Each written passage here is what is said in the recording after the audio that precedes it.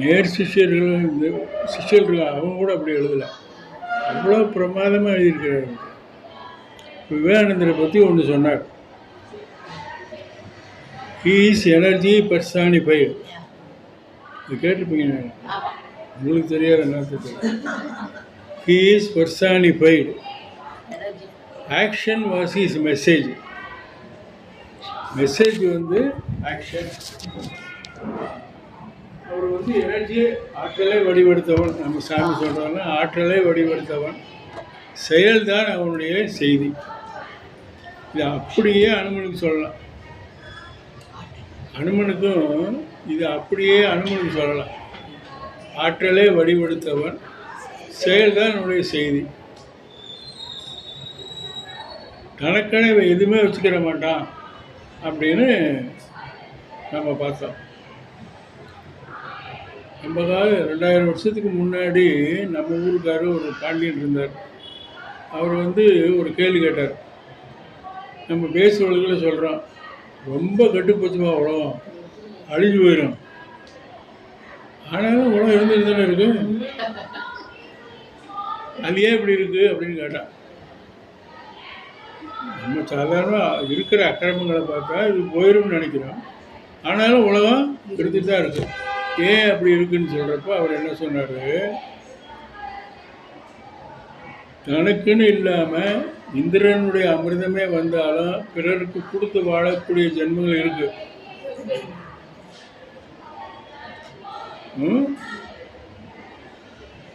பழின்னு சொன்ன உலகமே வந்தாலும் எடுத்துக்கிற மாட்டோம். புகழ்னு சொன்னால் உயிரே போனாலும் எடுத்துக்கிறோம். இதுக்கெல்லாம் மேலே ஒரு சிலர் இருக்கிறாங்க. தனக்கென முயலா நோந்தால் பிறர்க்கென வாழுனர் உண்மையான. அதனால் இந்த உலகம் இருந்துகிட்டே இருக்கும். இவங்களால தான் இது தொடர்ச்சியாக வந்துட்டுருக்கு. எல்லா காலத்துலேயும் இவங்க ஆடிருப்பாங்க. ஒவ்வொரு காலத்துலேயும் நம்ம நினைக்கிறோம் ரொம்ப எல்லாம் ஒன்றும் எல்லா காலத்துலேயும் இதுவும் இருக்கும், அதுவும் இருக்கும். எது கூட வருதோ அந்த சமயத்தில் அது மாற்றிக்கிறோம். இது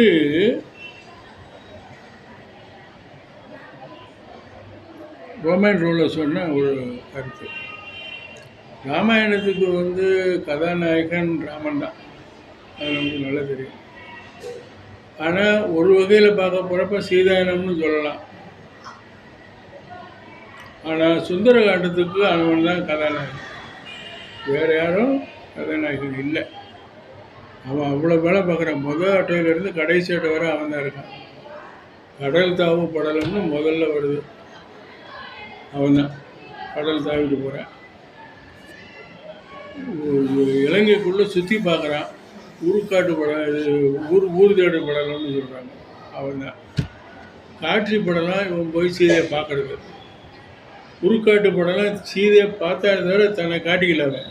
ஆனால் அப்புறம் தான் காட்டிக்கிறான். ஏன்னா இவன் போய் சிம்சுவா மரத்தில் உட்காந்துருக்கிறப்ப ராவணன் வந்துட்டான். ராவணன் வந்தானே அவன் அந்த ட்ராமா முடிஞ்ச உடனே தான் இப்போ இவன் காமிச்சிக்கிற முடியும். அந்த சீதை உட்காந்த இடத்துக்கு மேலே ஒரு மரம், சுற்றி மரம் தாங்க. இவன் போய் செலக்ட் பண்ணி அந்த மரத்தில் உட்காந்துட்டான். அந்த மரத்துக்கு பேர் சிம்சுபா மரம்னு பேர். அசோகனங்கிறது பொது, ஜாஸ்தி அசோக மரம் இருக்கலாம். ஆனால் இவன் உட்காந்துருக்கிறதுக்கு நேராக இருக்கிறது வந்து இவன் வந்து எந்த மரத்துக்கு கீழே உட்காந்துருந்தாங்கன்னா சிம்சுபா மரத்துக்கு கீழே உட்காந்துருக்கான். சிம்சுபா மரம் ஏன் போய் செலக்ட் பண்ணானா இல்லை, இதுக்கு மேலே உட்காந்து அப்போ தான் அப்சர்வ் பண்ண முடியும்னு சொல்லிட்டு. ஆனால் அது சிம்சுபா மரம் தான். என்ன ஒரு விசேஷம், அப்படி கோஆர்டினேஷன் அப்படி அமைஞ்சது, கோஎக்ஸிஸ்டன்ஸ். அந்த சிம்சுபா மரத்தினுடைய இலையும் அனுமனுடைய நிறமும் ஒரே நிறம். நம்ம வந்து போய் மறைஞ்சிருந்து பார்க்குறோன்னா செலக்ட் பண்ணுவோம் சரியாக இருக்கான்னு சொல்லி. இங்கே செலெக்ஷன் இல்லை, அப்படியே வந்து அமைஞ்சிருச்சு. வெளிர் மஞ்சள்னு சொல்கிறான், லைட் பச்சை வெளிர் மஞ்சள்னு சொல்கிறார். பெரியவர் வந்து இதை வந்து சொல்லி அந்த அந்த அந்த மரம் வந்து நாகப்பட்டினம் பக்கத்தில் இருக்கின்ற சிம்சுபம் இருக்கின்ற அந்த மாதிரி போகிறப்ப ரெண்டாவது காட்சி படலாமா. அப்புறம் உட்காட்டு போடலாம். அப்புறம் சூடாமணி போடலாம். சூடாமணி கொடுத்து மோதிரத்தை வாங்கிக்கிற சூடாமணியை கொடுத்துருக்காங்க. அதுக்கப்புறம் பொடியில் எடுத்த போடலாம்னு பூரா அசோகத்தை அடித்ததுக்கப்புறம் கடைசி நேரத்தில் வந்து ராவணனுடைய கடைசி பையன் அக்ஷயகுமாரன் பேர். இந்த அக்ஷயகுமாரன் வந்து செத்து போகிறான். இந்த போரில் செத்து போகிறான். அக்ஷயகுமாரன்னா என்ன அர்த்தம்னா க்ஷயம்னா தேய்றது, அக்ஷயம்னா தேயாது. நம்ம சைரம்னு சொல்லணும், டிபிக்கு அப்படி தான் சொல்லுவாங்க. அந்த அக்ஷயகுமாரனை வந்து அனுமன் கடைசியாக அவனை தான் கொள்கிறான். எப்படி கொள்றான்னா, பழைய காலத்தில் இப்போ உங்களுக்கெல்லாம் தெரிஞ்சிருக்காது, அம்மின்னு தெரியுமா? அம்மி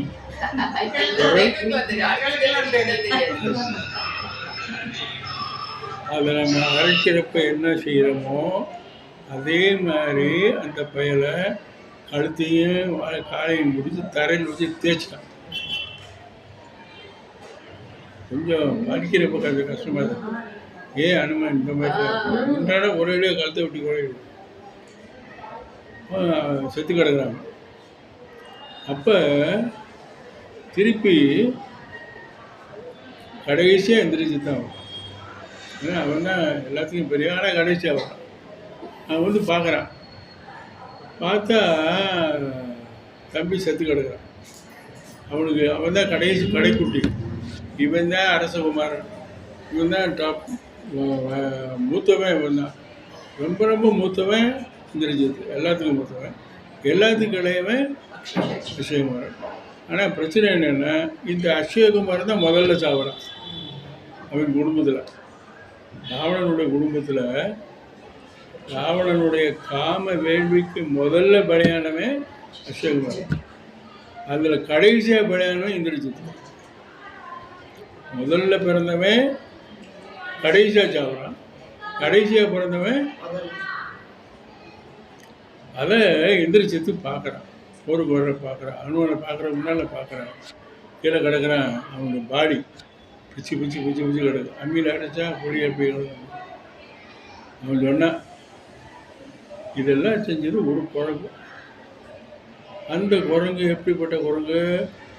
கிழக்கு கீழே தாவி உட்கார கிளம்பு குரங்கு. அந்த குரங்கு என் தம்பியை எப்படி தேய்ச்சிருக்கு. அதனால் தேஞ்சு போனவன் என் தம்பி இல்லை, தேஞ்சு போனது ராவணனுடைய புகழ் அப்படின்னு. கொம்பியல் மாய வாழ்க்கை குறைங்கினால் குறையாத ஆற்றல் எம்பியோ தேய்ந்தான், எந்த புகழன்றோ தேய்ந்ததுன்னு. அப்போவே சொல்லிட்டாங்க, முடிஞ்சு போச்சு கதை. அப்புறம் அனுமனை இழுத்துட்டு போகிறான். இந்த அனுமனை இழுத்துட்டு போகிறத அவன் வந்து பிரம்மாஸ்திரத்தை விட்டு தான் கட்டுறான். ஏன்னா பிரம்மாஸ்திரம் எந்த வேலையும் செய்யும். அதனால் பிரம்மாஸ்திரம் வெளியே தெரியும். கட்டி கீழே விழுந்துட்டான். அனுமனுக்கு தெரியும் அவனுக்கு இந்த மாதிரி நம்மளை கட்டிடுச்சா அப்படின்னு சொல்லி. ஆனால் பிரச்சனை என்னென்னா, அனுமனுக்கு வந்து ஒரு நாளிகை தான் பிரம்மாஸ்திரத்தை கட்டு போடுவான். அவனுக்கு வரம் அப்படி. இந்த வரம் அப்படி இருந்ததுனால அவனுக்கு நல்லா தெரியும் நம்மளே கட்டிட்டான் அப்படின்னு. ஆனால் வெளியில் இருக்கிற அரக்கர்களுக்கு தெரியல, கட்டு போட்டு விழுகிறான்னு தெரியல. அவனுடைய தாக்குதல்னால, இந்திரஜித்தினுடைய தாக்குதல்னால விழுந்துட்டான்னு நினச்சிட்டாங்க. அதனால அவங்க என்ன பண்ணாங்க, ஊரில் இருக்கிற கயிறெல்லாம் கொண்டு வந்து அவனுக்கு கட்டிட்டாங்க. கம்மன் சொன்ன தாலி கயிறை தான் விட்டாங்க. அப்படி பூரா கட்டிட்டாங்க. பிரச்சனை என்னென்னா, பிரம்மாஸ்திரம் தான் கட்டிய ஒரு பொருளை இன்னொன்று கடிச்சுன்னு அது விட்டுரும். இப்போ இந்திரஜித்துக்கு இது தெரியும், அரகர்களுக்கு தெரியாது. இந்திரஜித்துக்கு தெரியும், அவன் பிரம்மாஸ்திரம் வாங்கினவன்ல, அவனுக்கு தெரியும்ல. அவன் என்ன செஞ்சான், டே டே டே கட்டாத கத்துறான். இவன் எவன் அந்த காதில் கேட்குறாங்க. கட்டிட்டாங்க. அப்போது அனுமன் கட்டிட்டான்னா அனுமன் வந்து உடைச்சிட்டு வந்துடுவான். அப்படி கயிறு அறுக்கிறதுக்கு எவ்வளோ நேரம் ஆகும்? இதே மாதிரி பின்னாலையும் கட்டுறாங்க அவனை. கயிறை அவன் அறுக்கவே இல்லை, உருவத்தை சுருக்கிட்டான். கண்டு இப்போ அது கூட செய்யலாமே, கட்டுப்பட்ட மாதிரியே உட்காந்துட்டான், நின்றான். அப்போ தான் எந்திரிச்சு நினைக்கிறான், திருட்டு பையவன். பிரம்மாஸ்திரம் விட்டு புரண்டு ஒருத்தர் வந்து நின்றுட்டே இருக்கான்னா இந்த கட்டுப்பட்டு நிற்கலவன் அப்படின்னு நினச்சிட்டான். அப்போ இந்திரஜித்து வந்து பார்த்துட்டு சொல்லிட்டான், முதல்ல வாயை விட்டான், தம்பி தேயலப்பா இங்கே தம்பி. அப்படி பார்த்துட்டு திருப்பி இந்த போரில் நடந்ததெல்லாம் பார்த்துட்டு சண்டை போடுறான். சண்டை போட்டவொன்னே தான் தெரியுது அனுமன் எப்படிப்பட்ட பலசாலி. அப்போ இந்திரஜித்துக்கு வந்து ஒரு பேர் என்னன்னா ராவணனோட வலிமையானவன். ராமராவண யுத்தம்னு சொல்கிறோம் நம்ம, ஆனால் ராவணனுடைய பங்கு அதில் 15% தான் ராமராவண யுத்தத்தில். இந்திரஜித்தினுடைய பங்கு 30%. அப்போ ராமராவணத்துன்னு சொல்லலாமா, இந்திரஜித்து சொல்லலாமா? சொல்ல முடியாது. ராமராவண யுத்தம் தான் அது. என்ன இருமுனை போராட்டம் இருந்தது, மும்முனை போராட்டம் ஆயிடுச்சு. ராமன் நேரே வந்து இப்போ இந்திரஜித்து உட்காந்தான். அப்போ மும்முனை போராட்டம் ஆயிடுச்சு. அப்போ அவன் சொன்னான், யோசிக்கிறான் இந்திரஜித்து, இப்படி ஒரு சண்டை. ஏன்னா அப்போ தான் முதல்ல அவன் அனுமனோட சண்டை போடுறான். என்னடா நம்ம இவ்வளோ விடிக்கிற கையில் ஆயுதமே கிடையாது. அனுமன் கையில் ஆயுதமே கிடையாது. முதல்ல என்ன செஞ்சான், அந்த தோரண வாயில் இருக்கும்ல, இப்போ நம்மளாம் வைக்கிறோம் இல்லையா, அந்த தோரண வாயில் வந்து இரும்பு தடி எடுத்துக்கிட்டான். அதுதான் ஆயுதம். மற்றபடி அவங்க கையில் ஆயுதமே கிடையாது. பார்த்தோன்னே இந்திரஜித் சொன்னான், ஏடா இந்த குரங்கு நம்மளை எல்லாம் அடிச்சிருச்சு, அரக்கர்களை போல அடிச்சிருச்சு. ஒவ்வொரு அரக்கனும் பெரிய பெரிய பலசாலி, கடல் மாதிரி இருக்கு அவருடைய பலம். எந்த காலத்துலேயும் அவங்க வந்து யாருக்கும் விட்டு கொடுக்க மாட்டான். விபீஷணன் சொன்னது என்னென்னா, இந்த இலங்கை இராணுவத்தில் 1/3 வந்து அனுமனால் கொல்லப்பட்டது. 3 ஒரு பாவம் கொண்டுட்டா ஒரு ஆள் பார்க்குறான். அதில் பார்த்துட்டு எந்திரிச்சு சொன்னான், அப்பா இவ்வளவு அநியாயம் பண்ணது கடைசியில் ஒரு கொம்புமாய் குரங்கு. அப்போ இவனுடைய தலைவன் வந்தால் என்னடா இருக்கு,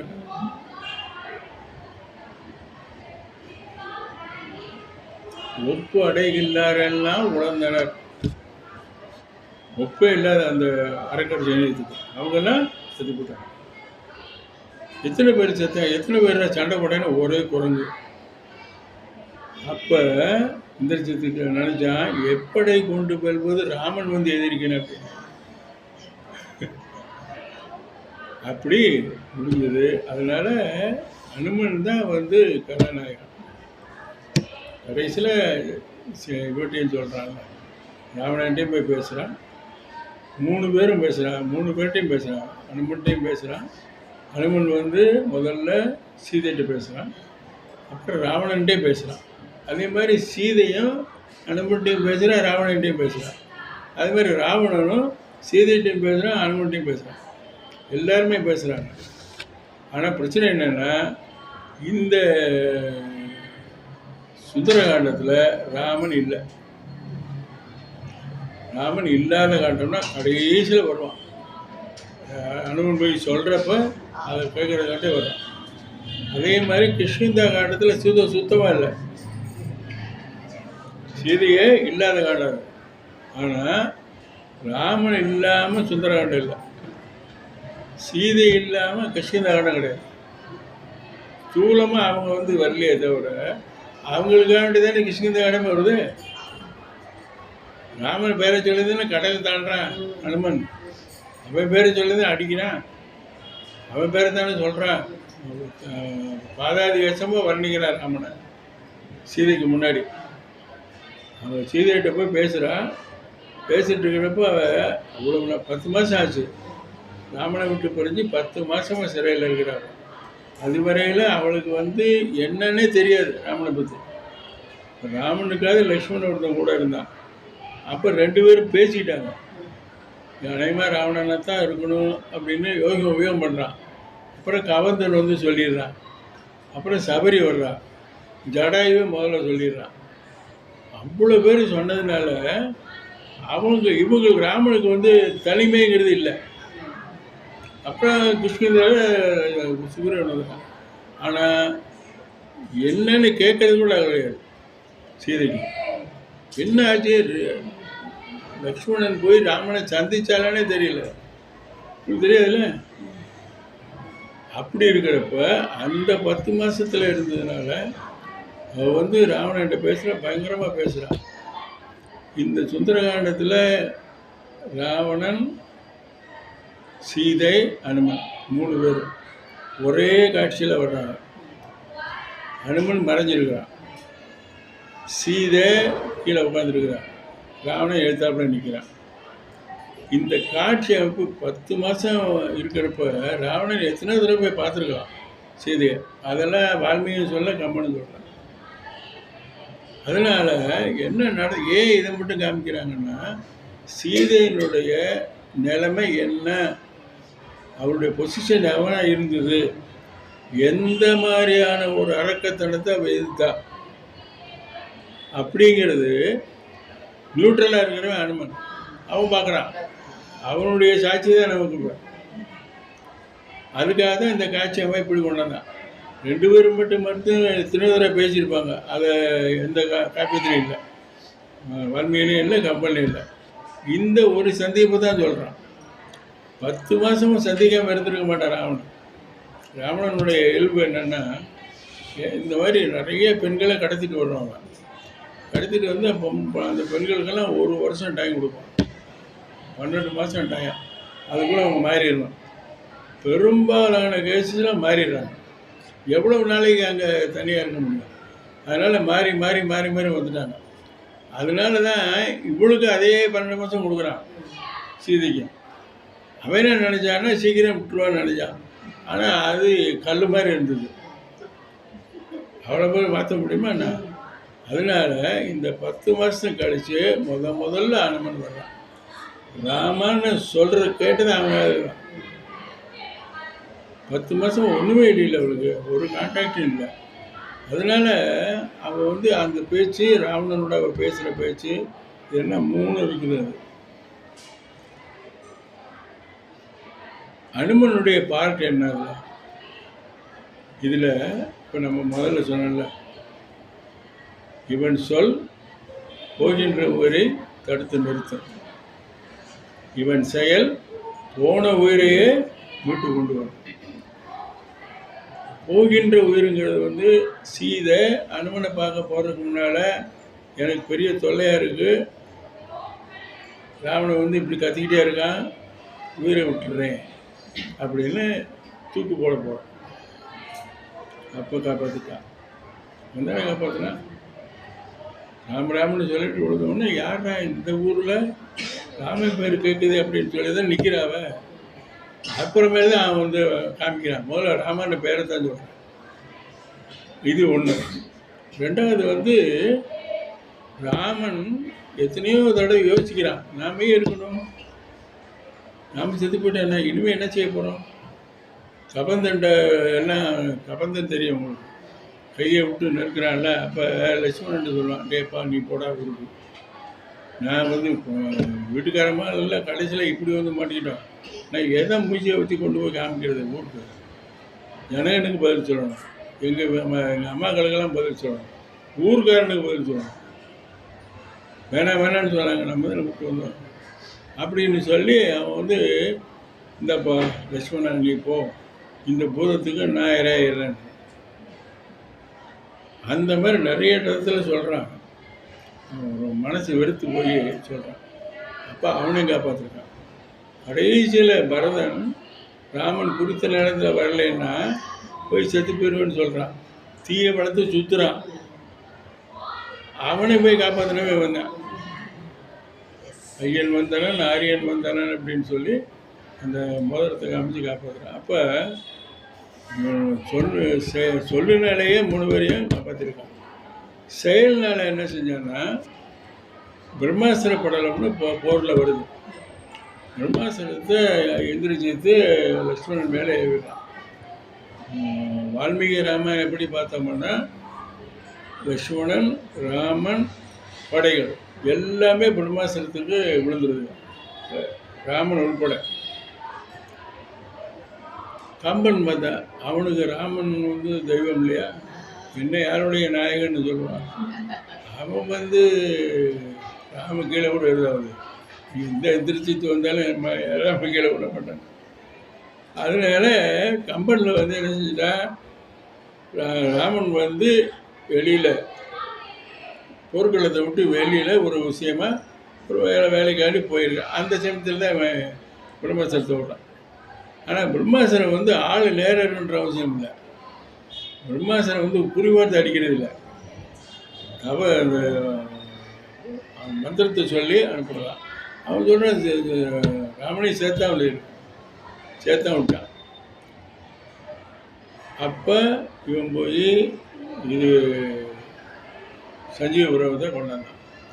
இதே மாதிரி 2வது தடவை இதே மாதிரி நடக்குது. ராவணன் சக்தி ஆயுத லக்ஷ்மணன் மேலே விடுறான். அப்போ அங்கே ராமன் இல்லை. அப்பவும் அதே மாதிரி விழுந்துடுறான். பழையபடி 2வது தடவை சஞ்சீவ பர்வத்தை கொண்டாடுறான். அதனால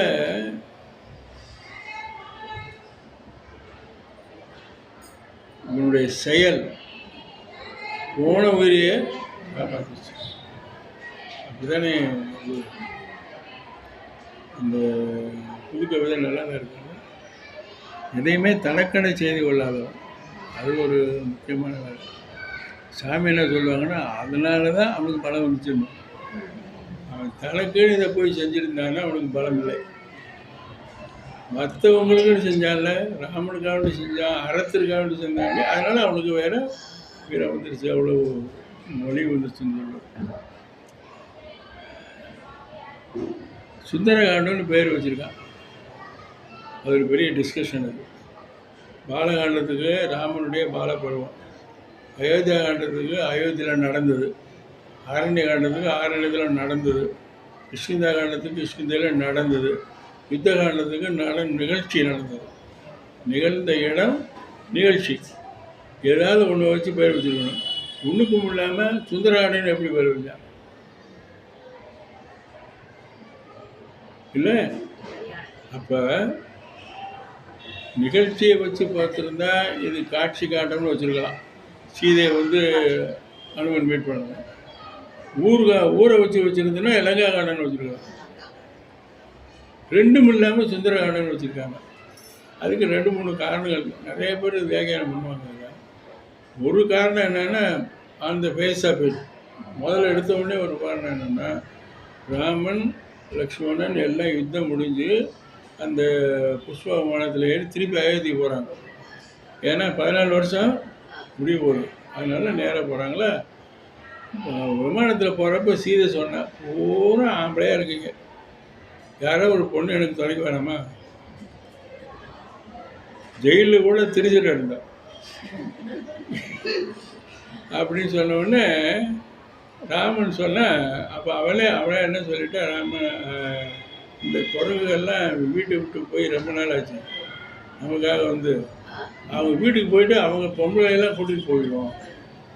அப்படி தான் நடக்குது. சுக்ரீவனுடைய மனைவி எல்லாருமே வர்றாங்க பட்டாபிஷேகத்துக்கு.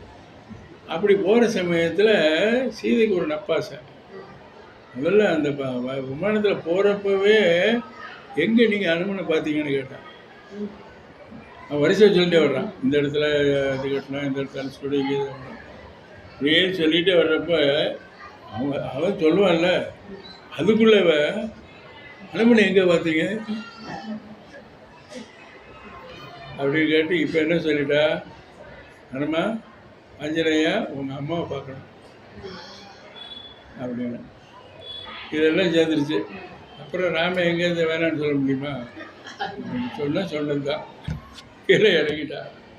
இறங்கி போனாங்க. இவங்கெல்லாம் அம்மா பார்க்க போட்டாங்க. ராம உடனே ஆஞ்சநேயர் கூட்டிகிட்டு போனேன். அங்கே அஞ்சனா தேவி உட்காந்துருக்குறான் ஒரு குகையில் இருக்கிறான். பார்த்த உடனே வாடா சுந்தரா அப்படின்னா. அனுமனை வாடா சுந்தரா எங்கடா போன இவ்வளோ நாள் அப்படின்னா. அப்போ அனுமனுக்கு அவன் அம்மா அப்பா வச்ச பேர் சுந்தரன். இந்த காண்டம் முழுசு சுந்தரன் தான், அனுமன் தானே சுத்தரன் சொன்ன கதாநாயகனாக இருக்கிறான்னு. அப்போ அவன் பேரை வச்சு காண்டம் வைக்கிறதுல என்ன தப்பு? இன்னொரு வியாக்கியானம் பண்ணுவாங்க, சுந்தரம்னா அழகு. சுந்தரே சுந்தரோ ராமகா, சுந்தரே சுந்தர கபிகி, சுந்தரே சுந்தரி சீதா. மூணு தெரியும். ராமன் அழகன், சுந்தரகாண்டத்தில் வரக்கூடிய ராமன் அழகன், சுந்தரகாண்ட வராதவன் ஆனாலும் அழகன். சுந்தரகாண்டத்தில் வரக்கூடிய அனுமன் அழகன், சுந்தரகாண்டத்தில் வரக்கூடிய சீதை அழகு இல்லையா? கடைசியாக ஒரு வரி போடுறாங்க, சுந்தரகாண்டத்தில் எதிர அழகு இல்லை. சுந்தரே கிம்ன சுந்தரம், எது அழகுலங்க? முதலாட்டிலேருந்து கடைசி இடம் அழகுதான். அதனால தான் அதுக்கு சுந்தரகாண்டம் சொன்னேன்.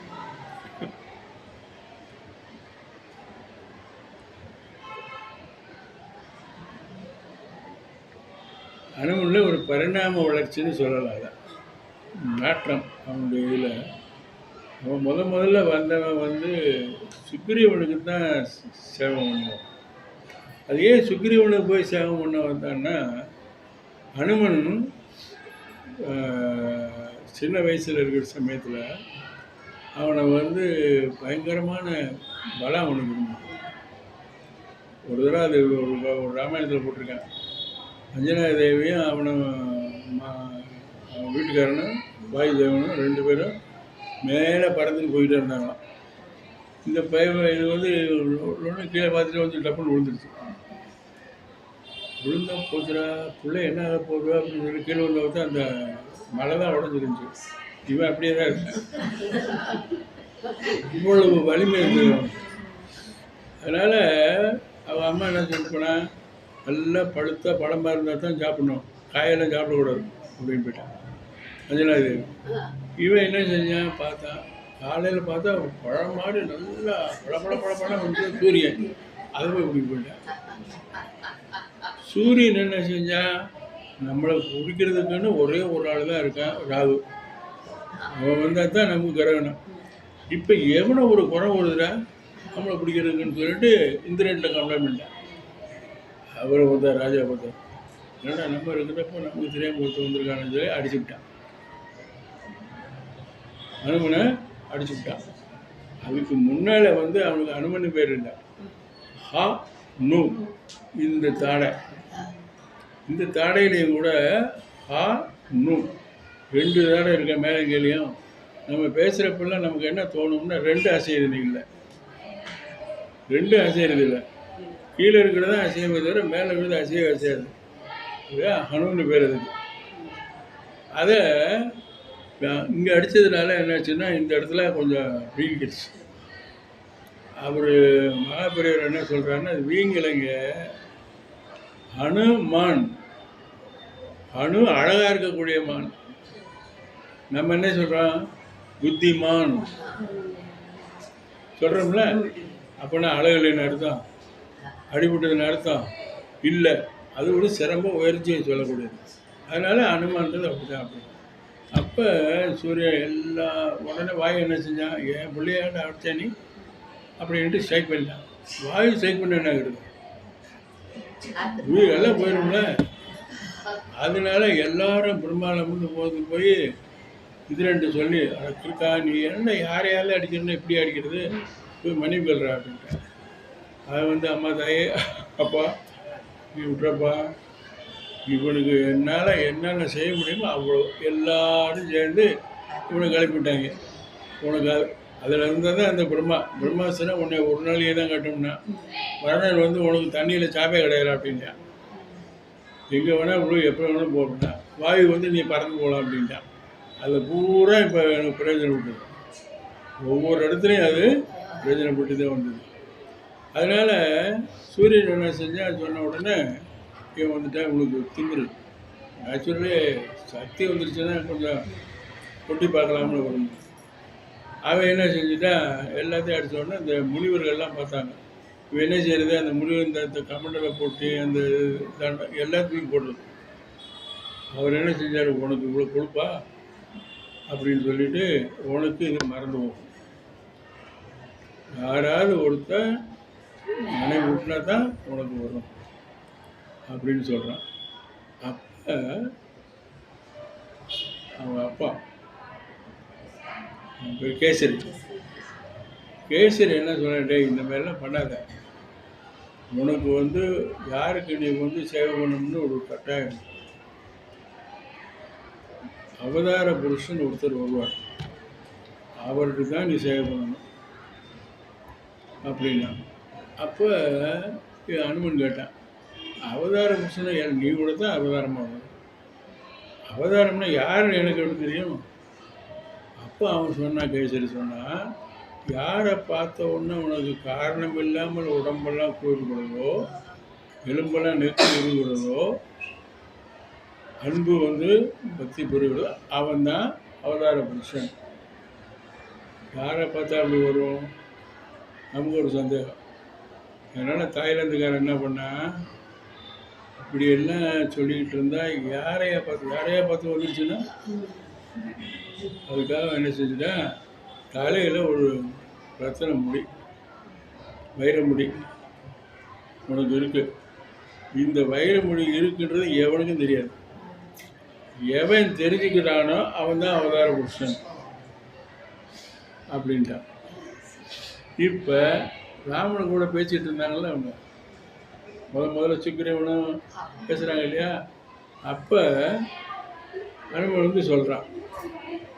சொன்ன பிறகு ராமனு லட்சுமணன் சொல்கிறான், ராமன் என்னடா இந்த குரங்கு தலையில் ஒரு வைரம் மாதிரி இருக்குது, ஆச்சரியமாக இருக்குது, இதுவரை நம்ம குரங்கெல்லாம் பார்த்துருக்கு, இந்த மாதிரி குரங்கை பார்த்தது இல்லையே. இதை கேட்ட அனுமன் 3 பேர் தானே பேசிகிட்டு இருக்காங்க. அப்போ இவன் தான் அப்படின்னு ஒரு கதை. ஆனால் கம்பராமாயணத்தில் அப்படி இல்லை. கம்பராமாயணத்தில் என்ன செஞ்சான்னா, அவனை பார்க்க இவனுக்கு உடம்பு விஸ்வபர்வத்தில் மேலே போகிறான் இல்லையா, பார்க்க அவனுக்கு மாறுது உடம்பு. ஒவ்வொரு தடவையும் மாறுற சமயத்தையும் அவன் பார்க்குறான். ஆஞ்சநேயன் பார்க்குறப்ப அவன் உடலில் ஒரு உணர்ச்சி வருது. அப்போவே தெரிஞ்சுக்கிறான் இவன் தான் அப்படின்னு சொல்லி. அப்படி சொன்ன உடனே சரின்னு சொல்லிட்டு, இப்போ என்ன செய்யணும் நான் அப்படின்னு, முதல்ல ஒரு திமிரெல்லாம் அடங்கிடுச்சு. யாரும் நீ இன்னும் சண்டை விட முடியாது. உனக்கு பலம் நீ சண்டைக்கு போகிறோன்னா இந்த அவதார புருஷன் தான் போகணும். அது வேற இப்போ ஒழுங்காக படி, சாரதா பள்ளிக்கூடத்தில் போய்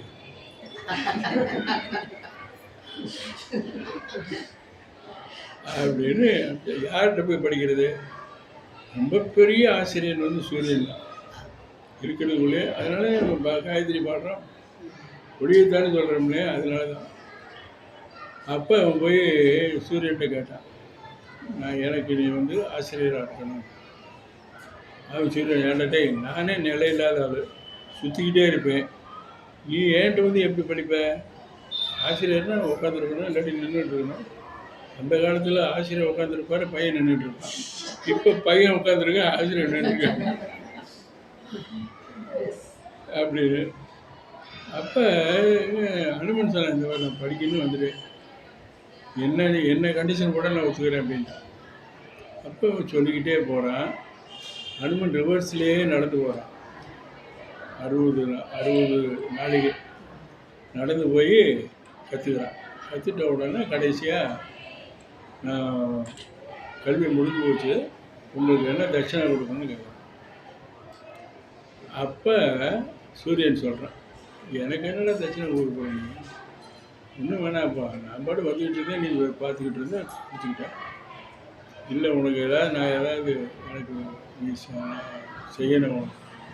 அப்போ ஒன்று செய்ய, என்னுடைய அருளால் பிறந்தவன் தான் சுக்ரீவன். அவன் அண்ணன் அவனை ரொம்ப குடும்பப்படுத்துகிறான். நீ முடிஞ்சால் உன்னால் அவனுக்கு போய் ஹெல்ப் பண்ண. அப்படின்னு சொல்லி அங்கேருந்து அனுப்பிச்சுட்டான். அப்படி தான் சுக்கிரவனுக்கு இது வந்தது, நட்பு வந்தது. அந்த நட்பு வந்ததுனால இவனுக்கு என்னாச்சுன்னா அதே மாதிரி சுக்கிரனும் அதை முடிச்சுட்டா. இப்போ பிரச்சனை எப்படி வருதுன்னா,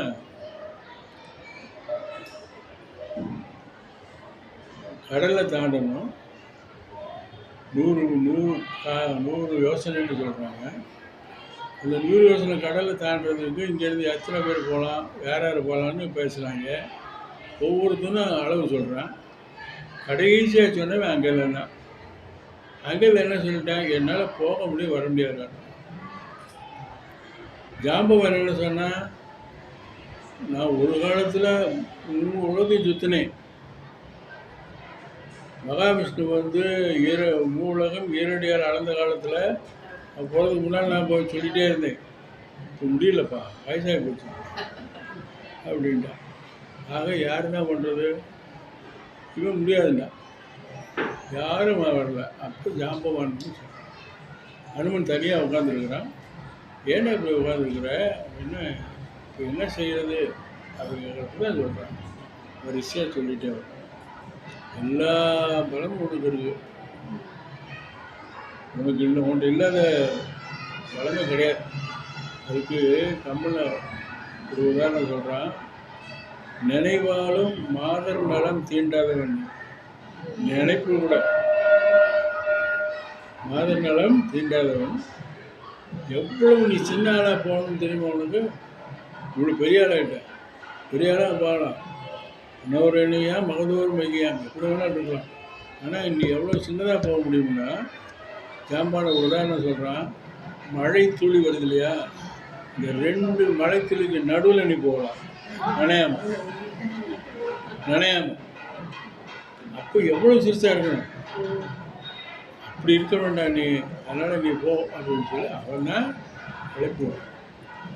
கிளப்பி விட்டதுனால நான் போய் எல்லா வேலையும் பார்க்குறாரு.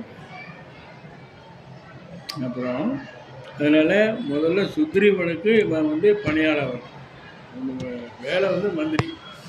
4-5 பேர் தான் போகிறாங்க வாலியினுடைய தாக்குதல் இருந்து, கூடவே இருக்கிறாங்க கடைசி பேர்.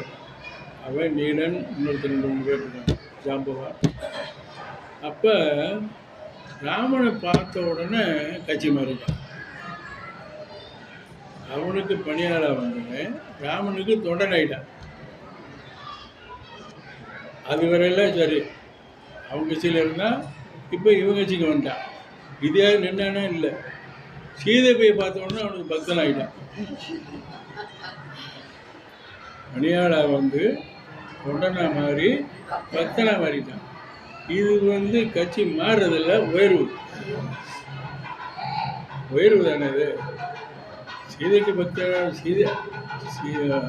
சீதைக்குடைய வாழ்க்கையில் அவளுக்கு கொஞ்சமாவது நல்ல இதாக இருந்ததுன்னா அனுமனுடைய தூது தான். அனுமன் என்ன செய்கிறான், அவர்கிட்ட போய் பேசுகிறப்ப சீதை ஒரு நியாயமான கேள்வி கேட்குறான். இந்த சமுத்திரத்தை எப்படி தாண்டி இருந்தது, இந்த மாதிரி எல்லாம் சகஜமான பொருட்டு இந்த சமுத்திரத்தை எப்படி தாண்டி வந்து நீ அப்படின்னு கேட்குறான்.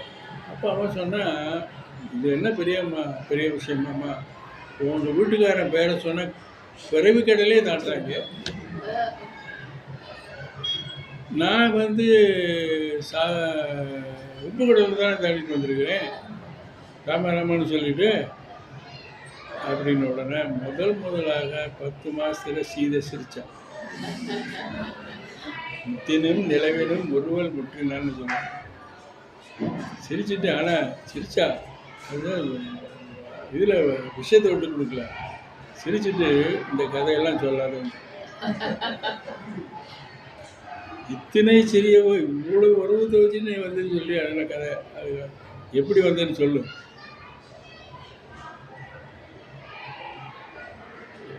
மிதிலையில் வந்து 16 வருஷம் இருந்திருக்கணும், கல்யாணம் 12 வருஷம் இருக்கலாம். அயோத்தியில் வந்து 20 அது இன்னொரு 31 வருஷம் இருந்திருக்கலாம். ஆரண்யத்தில் 13 வருஷம். ஏன்னா 13 வருஷம் கடைசியில் தான் இந்த சிறை எடுப்பு நடக்குது. இத்தனை வருஷத்தில் மிதிலையில் கிடைக்காத ஒரு அனுபவம், அயோத்தியில் கிடைக்காத ஒரு அனுபவம், ஆரண்யத்தில் கிடைக்காத ஒரு அனுபவம் சிறையில் கிடைச்சிது சீதைக்கு. அது வரையில் நம்ம வந்து சீதை வந்து ஆக்டிவாக பேசக்கூடியதோ செயல்படக்கூடிய ஒன்றுமே இல்லை. ஆரண்யத்தில் வந்து மான்மன்னு கேட்டால் தான் பண்ணுது. முதல்ல ஆக்டிவாக இருந்தது அங்கே தான். அது தப்பாக போச்சு. அதனால 10 மாதம் உட்காந்துருக்கால, அதனால தான் தவம்னு சொல்கிறாங்க. தவம் செய்த தவமாம் தையல் அப்படிமா. அந்த தவத்தினால இவளுக்கு என்ன பிரயோஜனம் கிடைச்சதுன்னா, எந்த இடத்துலையும் கூட அதுக்கப்புறம் அவளுடைய வாழ்க்கையில் வந்து இதே கிடையாது, தடுமாற்றமே கிடையாது. எங்கே வேணாலும் பாருங்கள், அவங்க அப்பனை வந்து வேஷம் போட்டு வச்சு ஒரு இவனை ஜனகப்படல்னு சொல்லிட்டு அவன் வந்து கேட்குறாங்க. அவன் வந்து பரவாயில்ல நீ மாறியுமா, சி எங்கள் அப்பா அப்படி சொல்ல மாட்டாரு. முதல்ல ஒத்துக்கிட்டா. ஐயோ இப்படி வந்து சேர்ந்துருச்சே, இப்படி உங்களுக்கு யாரும் இல்லையே, உங்களுக்கு உதவி செய்யறதுக்கு எனக்கு வந்த மாதிரி அனுமன் ஒருத்தன் இருக்கானா அப்படிலாம் கேட்டான். இதை சொன்ன உடனே சீ இவர் எந்த வரான் அப்படின்னு. அந்த மாதிரி சீதை வந்து அந்த சமயத்தில் நல்ல நனவு வச்சுட்டு சிரிச்சா. 10 மாதத்தில் வாய் விட்டு சிரிச்சது அப்போ தான். அப்போ உலக மாதாவாகிய சீதா பிராட்டி அவ்வளவு சோகத்தில் இருந்தவளை சிரிக்க வச்சு அனுமன். அனுமனுடைய கான்ட்ரிபியூஷன் ராமாயணத்துக்கு அவனுடைய கான்ட்ரிபியூஷன் என்னென்னு சொல்லிட்டே வந்தீங்கன்னா இதுக்கு நிகரான கான்ட்ரிபியூஷனே கிடையாது. ராமனுக்கு எவ்வளோ பண்ணியிருக்கான், ஆனாலும் கூட அவனுடைய சேவையெல்லாம் இதில் பத்தாது. இது ஒன்று போதும் அவனுக்கு. ஏன்னா 10 மாதம் என்ன நினச்சி பாருங்க, செல்லை போட்டு பேசுகிறதுக்கு ஒன்றும் கிடையாது, இருட்டு. அது அந்த இறக்கையெல்லாம் கருப்பு என்ன மாதிரி.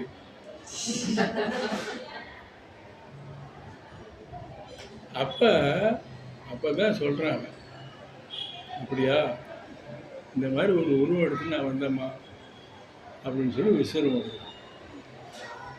பிரம்மாண்டமான உருவம் எடுத்தான். அப்படியே பார்க்குறா சீதை. அவள் வந்து பாதத்தோடு தான் இருந்தாலும், பாதம் வரை தான் இருந்தாலும், அப்படியே பார்த்துட்டே போகிறான். அவன் வந்து குனிஞ்சி சீதை வணங்க அதை விட்டுல நமஸ்காரம் பண்ணிகிட்டே போயிருந்தானா. கம்பன் எழுதுறான், மானம் முட்டும்னு சொல்லி குனிஞ்சா அப்படி.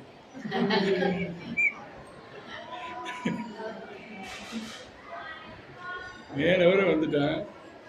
அப்போ சீதை பார்த்தா, அப்போ சொல்கிறா சீதை, இவ்வளவு சக்தி இருக்குதா, நிச்சயமாக எனக்கு விடுதலை கிடைக்கும். அது மட்டும் இல்லை, உனக்கு இவ்வளோ சக்தி இருக்கிறப்ப இந்த இலங்கை இன்னொரு 4 தள்ளி இருக்கக்கூடாது, எப்படி இருக்கு? இன்னொரு 7 கடல் தள்ளி இருந்தால் கூட நீ போயிருப்ப. அது சீக்கிரமாக வந்துச்சு உனக்கு. இப்போ அப்படி அப்போ தான் விஸ்வரூபம் எடுக்கிறான். பேருருவம் விஸ்வரூபம் இல்லை. விஸ்வரூபங்கிறது வந்து கிருஷ்ண பரமாத்மாவுக்கு வந்து இது பேருருவம்னு சொல்லலாம். அது அனிமா சக்தியும் மகிமா சக்தின்னு சொல்லுவாங்க. அதில் எடுத்துகிட்டு பெருசாகிறது தான். கிருஷ்ண பரமாத்மாவே துரியோதனோட சபையில் எடுத்தது பேருருவம் தான், அது விஸ்வரூபம் இல்லை. அர்ஜுனனுக்கு காமிச்சதான் விஸ்வரூபம். துரியோதனுக்கெல்லாம் விஸ்வரூபம் காமிக்கிறோம். கடைசியில் கர்ணனுக்கு காமிச்சதாக சொல்கிறான். இப்போ சுக்கிரவனுக்கு மந்திரி, ராமனுக்கு தொண்டன், சீதைக்கு பக்தன்.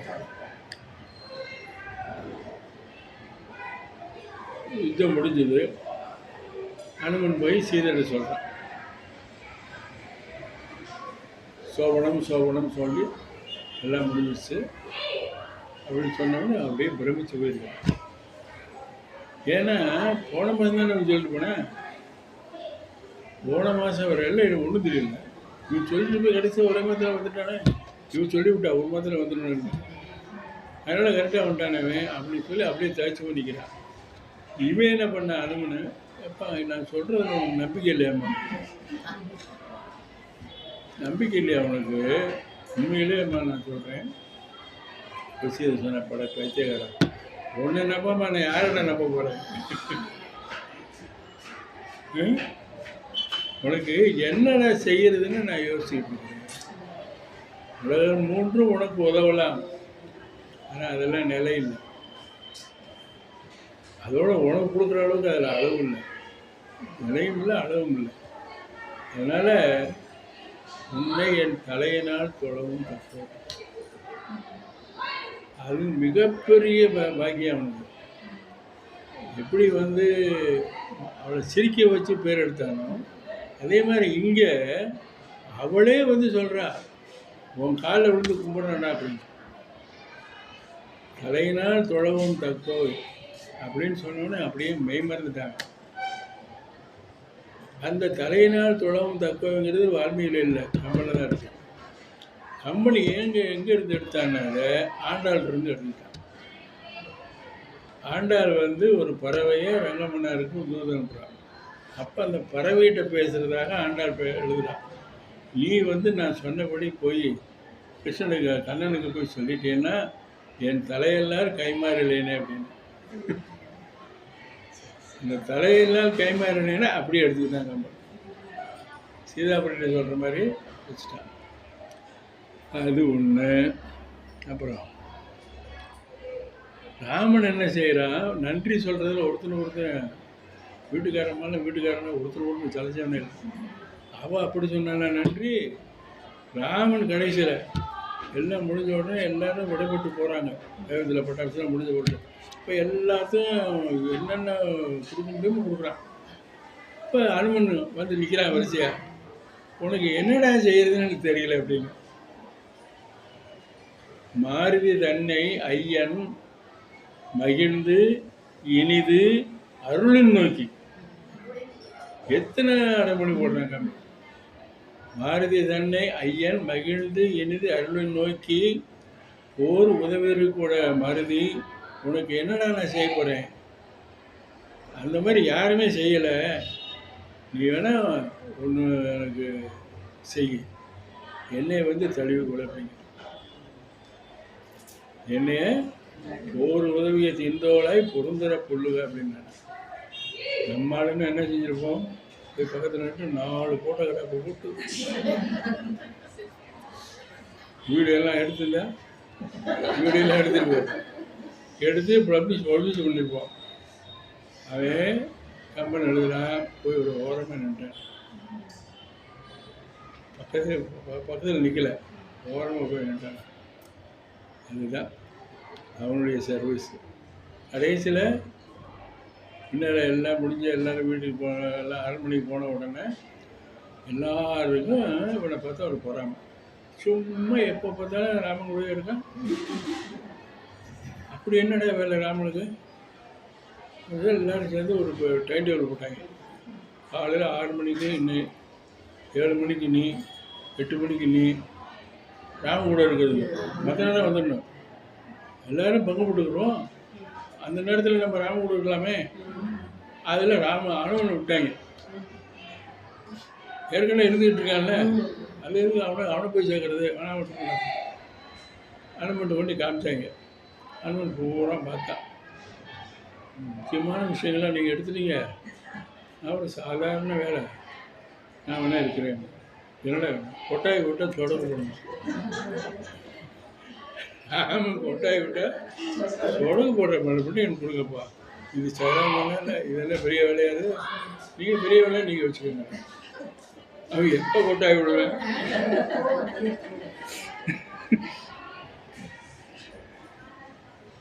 இதில்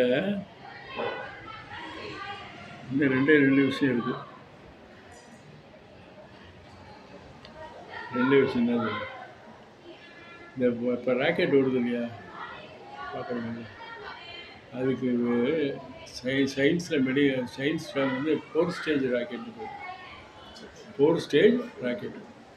இந்த ராக்கெட்டுங்கிறது லாரி தான். அதுக்குள்ளே சாமான் இருக்குது. அதுக்கு பேர் சேட்டலைட். சேட்டலைட்டு தான் உள்ளே இருக்குது. ராக்கெட்டு ஒன்றும் மட்டும் இல்லை, அது தூக்கிட்டு போகிறது தான், டிரான்ஸ்போர்ட் தான் அது. அதுக்குள்ளே சேட்டலைட் இருக்குது. அந்த சேட்டலைட்டு தான் கடைசியாக போய் சுற்றும். அந்த சுற்றுறதுல எனதுக்காக சுற்ற வைக்கிறோம், கிளைமேட்டுக்கு வேண்டியா, இல்லை இது உழவு பார்க்குறதுக்கா, சமுத்திரத்தில் ஆழத்தில் என்ன இருக்குன்னு பார்க்குறதுக்கா, கனிமங்கள் எங்கே கிடைக்குன்னு பார்க்குறதுக்கா, அதெல்லாம் அது வச்சுருக்கோம். ஒவ்வொரு சேட்டலைட்டும் ஒரு மாதிரி விட்டுருவாங்க. இப்போ அதை வந்து 4 ஸ்டேஜ் ராக்கெட்னு சொல்லுவோம். 4 ஸ்டேஜ் ராக்கெட்னா ஃபஸ்ட்டு ஸ்டேஜ் என்ன? நம்ம ஸ்ரீஹரிகோட்டாவில் அந்த பரப்புறோம்ல, பரப்புறப்ப பார்த்தீங்கன்னா இதில் பார்த்துருப்பீங்க வீடியோவில், பயங்கரமான தீ இருக்கு. அந்த இது போய் பார்த்தோம்னா இந்த கட்டடத்தை அளவு பண்ணலாம், அதில் தண்ணியை நிரப்பிடுவாங்க. அதுக்கு பக்கத்தில் தான் ராக்கெட் பரப்புறோம். அப்படியே நெருப்பு கீழே வரும், ராக்கெட் மேலே. ஏன் அவ்வளவு பவர் வேண்டியிருக்கு அப்படின்னா, பூமியினுடைய ஆக்சிஜன் சக்தி இருக்கு இல்லையா, இந்த ஆக்சிஜன் சக்தியிலிருந்து விடுபடணும்னா ஒரு செகண்டுக்கு 7 மைல் ஸ்பீடில் போகணும். ஒரு செகண்டுக்கு 7 மைல் ஸ்பீடில் பரட்டால் தான், அந்த உந்துதல் கொடுத்தா தான் அது நிற்கும். அப்போ ஃபஸ்ட்டு ஸ்டேஜ் அதில் விட்டு தள்ளி விட்டுறோம் மேலே. ஆனால் இதே ஃபஸ்ட்டு கீர் போட்டிலே போயிட்டு இருக்க முடியுமா வண்டியில்? வண்டி என்ன இருக்குது? அதனால செகண்ட் ஸ்டேஜ் ஒன்று. அதுக்கப்புறம் இந்த ஃபஸ்ட் ஸ்டேஜ் ராக்கெட்டுகள் விழுந்துடும், சமுத்திரத்தில் விழுந்துடும். அடுத்த ஸ்டேஜ் ராக்கெட் என்ன செய்யணும், அது இன்னும் கொஞ்சம் விழுந்துடும். அப்புறம் அவனுக்கு கீழே விழுந்துடும். தேர்டு கீழே விழுந்துடும். இந்த 4th ஸ்டேஜ் ராக்கெட் இருக்கு, அதுதான் கடைசியாக இந்த சேட்டலைட் எதுக்கு கொண்டு போனோம்னா அது கூடவே இருக்கும். சேட்டலைட்டுடைய எய்ம் இது எதுக்கு அனுப்பிச்சாங்களோ, பர்பஸ் அனுப்பினாங்களோ அது வரை விழுந்துடும். ராமாயண கதை இருக்கும். ராமாயண கதை வந்து ஒரு சேட்டலைட். இந்த மேலே தூக்கி போடுறது யாரும்? முதல்ல விஸ்வாமித்திரன். அவன் தான். ஏன்னா பவர் வேணும்ல. விஸ்வாமித்திரன் இருந்த பவர் யாருக்கு தெரியும்? தரம் பிறர் இன்மை என்று தர்மமே தூது செல்ல வந்தவன். ஏன்னா சாதாரண கல்யாணத்துக்கு 7 தரகர் வச்சுருந்தோம், வைக்கிறோம்ல. எத்தனை மேரேஜ் ஏஜென்சி இருக்கு, அத்தனையும் இப்போ இது பண்ணிட்டு வரோம்ல. ஒன்றும் கிடைக்க மாட்டேங்கிறது. பொண்ணுக்கு மாப்பிள்ளை கிடைக்கல, மாப்பிள்ளைக்கு பொண்ணு கிடைக்கல. இப்போ அந்த மாதிரி விஸ்வாமித்திரன் அதுதான் அவனை அனுப்பிச்சான். விஸ்வாமித்திரோட தவம் நமக்கு தெரியும். அவ்வளோ பெரிய தவம், அவ்வளோ தவம் இதுதான்றான். தரம் பிறர் இன்மை ஒன்று தர்மமே தூது சொல்கிறதா இவன் வடிவத்தில். அதுதான் இவன் கூட்டிகிட்டு போனான் ராவனை கல்யாணம் பண்ணுறதுக்கு. அதுதான் வந்தாவன். அதனால் இந்த ராக்கெட்டை தரையிலேருந்து தூக்கி விட்டு அவன் தான். அதுதான் அவ்வளோ பவர் வேண்டியிருந்தது. அப்படி வந்துட்டா மேலே போனால் அப்படியே மேலே போக முடியாதுல்ல, அது கொஞ்சம் தூரம் தான் நீ. அதுக்கப்புறம் அவங்க விட்டு கீழே விழுந்துருது. அடுத்தாப்புல என்ன செஞ்சா, பூனி வந்தான். அவன் என்ன செஞ்சா, இந்த சேட்டலைட் வந்து இன்னும் கொஞ்சம் தூக்கி விட்டா மேலே. ஆமாம், ஆரண்யத்துக்கு போகணும்ல. ராமாயணத்தினுடைய நோக்கம் என்ன? ராவணவதம். இந்த ராவணவதத்துக்கு ஒரு காரணம் இருக்கணும்ல. அந்த காரணம் எங்கே நடக்குது? அரண்யத்தில். அங்கே தானே சீதை தூக்கிட்டு போகிறாங்க. சீதா அபகரணம்ங்கிறது காசு, ராவணவதம் கூட எஃபெக்ட் இல்லையா? அப்போ இந்த சீதா அபகரணம் நடக்கக்கூடிய இடத்துக்கு இந்த போய் சேரணுமே கூனி அவ்வளோ பண்ணும். அதை செஞ்சவே இவ செகண்ட் ஸ்டேஜ் போயிடுச்சு. 3வது ஸ்டேஜ் சூர்பனகை. அரண்யத்துக்கு போயாச்சு, அங்கே முடிச்சு போடணும்ல. அது சூர்பனகை. இந்த பிடிச்ச விசேஷம் என்னன்னா, ஃபஸ்ட்டு 3 ஸ்டேஜும் சமுத்திரத்தில் விழுந்துருது. அதே மாதிரி விஸ்வாமித்திரன் நம்ம பார்க்கவே போகிறது இல்லையுமே, பூனியை பார்க்கவே போகிறதில்ல. சூர்பனகை அதோட அவுட்டு. 4th ஸ்டேஜ் ராக்கெட் இருக்கு பாருங்க, அதுதான் அந்த சேட்டலைட் எதுக்கு அனுப்பிச்சதோ அதை முடியும். அது அனுமன். 4th ஸ்டேஜ் ராக்கெட்டு தான் அனுமன். அவன் வந்து எதுக்காக வந்தாங்க ராமன்? அவதார நோக்கம் அது நிறைவேறணும் இருந்தாங்க, கூடவே இருந்தாங்க. அதனால் 4th ஸ்டேஜ் ராக்கெட்டு தான் அவருக்கு. ஒரு சின்ன சொல்லிய கட்டி ஒரு 5 நிமிஷம். சீதை வந்து 10 மாதம் இருந்தா பார்த்தோம். ராமன் வந்து அனுமன்ட்ட சொல்லி விடுறான், நிறைய விஷயங்கள்லாம் சொல்கிறான். அவளை பார்த்தா அந்த மோதிரத்தை கொடுத்தேன்னா அவனை ஐடென்டிஃபை பண்ணிக்கிறான். அப்புறம் 2 பேருக்கு மட்டுமே தெரிஞ்ச சில நிகழ்ச்சிகளை சொன்னால் கரெக்டு இவதான் அப்படின்னு தெரிஞ்சுக்கிறான். உன்னுடைய இருக்கான்னு சொல்லியிருக்காங்க. அப்புறம் பதாதி கேச வர்ணனை பண்ணுறான். சீதை எப்படி இருப்பான் அது முடிஞ்சு போச்சு. இங்கே வந்துட்டாங்க. ஒன்று உருவ அமைப்பு அது பார்க்குறேன். 2 அந்த அடையாள மொழிகள். 3 வந்து மோதிரம். மோதிரமும் ஈஸியாக இருக்கும், அடையாள மொழி ஈஸியாக இருக்கும். ஆனால் இந்த உருவ அமைப்பு பார்க்குறான்னா, இப்போ அமெரிக்காவிலேருந்து ஒரு ஆள் வர்றாரு, நம்ம அந்த ஆளை பார்த்ததில்லை, ஆனால் அவர் ஃபோட்டோ பிடிக்கும். இப்போ நம்ம போய் ஏர்போர்ட்டில் என்ன செய்வோம், இந்த ஃபோட்டோ பார்த்துட்டு இதுதானே இது ஒருத்து பார்ப்போம்ல. அதில் என்ன சில சமயம்னா இந்த ஃபோட்டோ வந்து பழசாக இருக்கும். அவங்க 20 வருஷம் எடுத்த ஃபோட்டோ வரும், இது 70 வருஷம் கல்யாணம் இருப்பா. அப்போ 2ஐயும் பொறுத்து பார்க்கணும்ல, மிக கஷ்டமான வேலை. அதனால் அனுமன் பார்த்தது வந்து 10 மாதம் சிறையில் இருந்த பொண்ணு.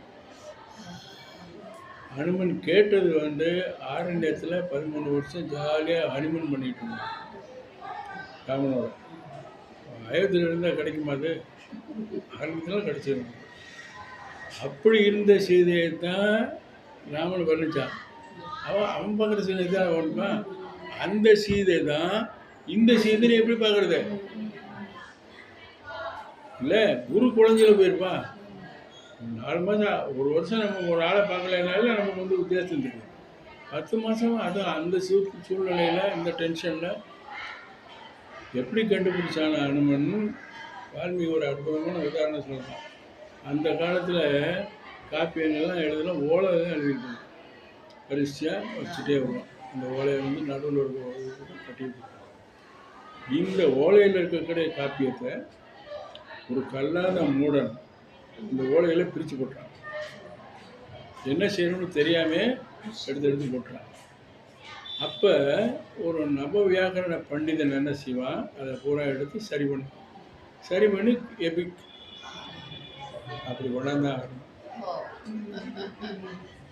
பார்த்த சீதையை கேட்ட சீதையோடு ஒப்பிட்டு பார்க்குறான். அது என்னடா அது என்ன அவ்வளோ கஷ்டமான வால்மீகி சொல்கிறாரு. நவ வியாக்கரண பண்டிதருடன் சிதைக்கப்பட்ட சோடிகளிலிருந்து ஒரிஜினல் கண்டுபிடிச்ச மாதிரி சொல்கிறான். இதுதான் அனுமன் போதும்னு நினைக்கிறேன். அவர்கிட்ட வச்சு அம்மா பார்த்துட்டு இருக்கேன்.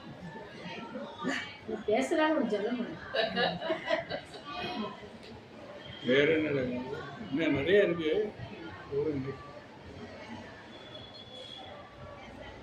நாடிய பொருள்கை கூடும் ஞானமும் போலும் உண்டாம், வீடியல் வழியதாக்கும் வேரியம் தமிழை நோக்கும், நீடிய அறக்கர் சேனை நிறுவற்றழிய வாகை சூடிய சிலைராமன் தோல்வழி கூறுவோர்க்கு எத்திர எத்திர ரகுநாத கீர்த்தனம் தத்திர தத்திர கிருதமஸ்தகாஞ்சலிம் பாஷ்பவாரி பரிபூர்ணலோச்சனம் மாருதிம் நவத ராட்சச. जय श्री सीतापति रामचंद्र प्रभु जी की जय। जय।